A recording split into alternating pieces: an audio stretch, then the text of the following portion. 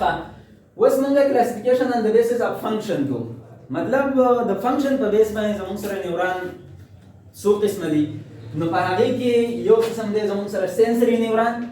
چې مطلب هغه زموږ سره سنس ارګنز نه تللی میسج وړي سی ان اس طرف ته سنسوري نیوران یا دې ته موږ افرنت نیوران هم وایو افرنت که تاسو خیال کړی وي کله چې موږ په نیفران کې کله موږ سټرکچر د نیفران سټډي کوو نو په هغې کې موږ ویلو چې کوم بلډ راوړي نو هغې ته موږ افرنت وایو او چې کوم بلډ وړي نو هغې ته موږ افرنت وایو صحیح دی نو دغه شانتي چونکې دا میسج راوړي درته نو دې ته موږ څه وایو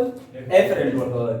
او چې کوم میسج راوړي نو دې ته موږ موستلی ریسپټر دا ایز ریسپټر کار ورکوي د دوی چې کوم ډنډرایډس وي نو دا ډایرکټلی نرو انډینګز هم ایز ریسپټر کار ورکوي او بعض نیم ټیم کې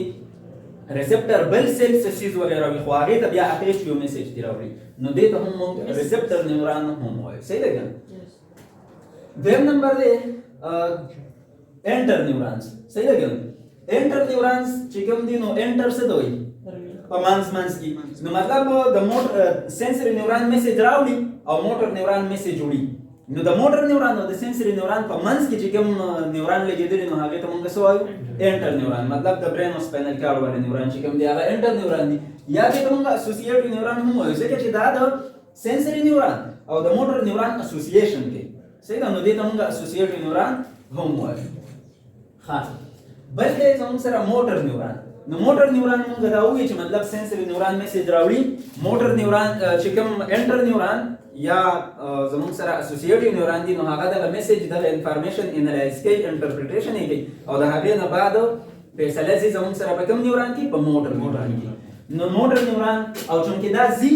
نو مطلب چې هغه افرنت شو میسج راوړي نو دا افرنت شو صحیح ده که او دغه شانتي چونکې دا میسج افیکټرز ته وړي نو په دې وجه باندې دې ته موږ افیکټرز هم وایو صحیح ده اوس که موږ د سنسوري نیوران فنکشن له راشو نو دا خبرې پکې ډېرې موږ هم کړې چې امپلسز فرام ریسپټرز ټو سی ان اس مطلب انفارمیشن راوړي سټیمولس چې کوم ریسیو شي نو د هغې انفارمیشن راوړي چېرته سی ان اس طرف ته مطلب برین او سپاینل کارډ طرف ته راوړي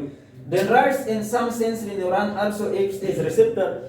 د ډېر نیورانس چې کوم ډنډرایډ دی نو هغه ډایرکټ ایز ریسپټر کار ورکوي او بعضې نیم ټایم کې دا ریسپټر ته اټیچ وي او بیا دې میسج اخلي راوړي صحیح ده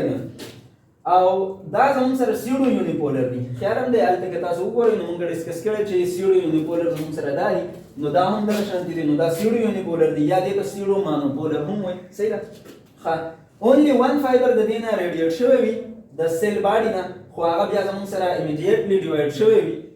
یو پیریفرل برانچ ته او یو سنټرل برانچ ته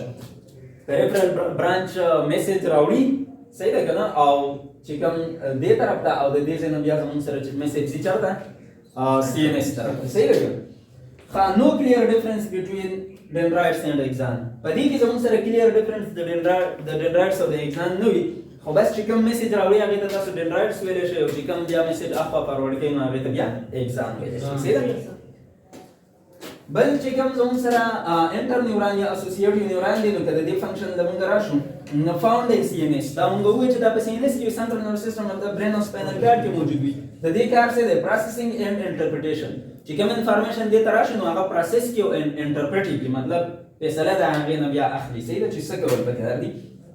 دا ملټي پولر دي د دې هم د سنټرل باډي نه 182 برانچز دي خو یاد ساتئ چې دا هایلی برانچ وي د موټر نیوران هم ملټي پولر دی خو دا دومره برانچ نه وي څومره چې اسوسییټیو نیوران برانچ وي دا هایلی برانچ وي صحیح ښه بلکې موږ راشو موټر نیوران یا افرنٹ نیوران یا افیکټر نو دا زموږ سره امپلسز فرام سی ان اس ټو افیکټرز چې کوم انټرپریټیشن وشو کوم فیصله وشوله په اسوسییټیو نیوران یا مطلب انټر نیوران کې مطلب برین او سپاینل کارډ کې نو دغه میسج به بیا زموږ سره پسې کې ځي په موټر نیوران کې به ځي نو موږ وایو چې په موټر نیوران کې موټر نیوران څه چل کوي امپلسز فرام سی ان اس ټو افیکټرز دا د سی ان اس نه میسج وړي چېرته افیکټر ته او دا هم ملټي پولر دي خو د دې چې کوم اکزام دی نو هغه ډېر لانګ دی صحیح ده که نه د دې چې کوم اکزام وي نو هغه لږ شارټ وي د دې اکزام څه وي لانګ صحیح ده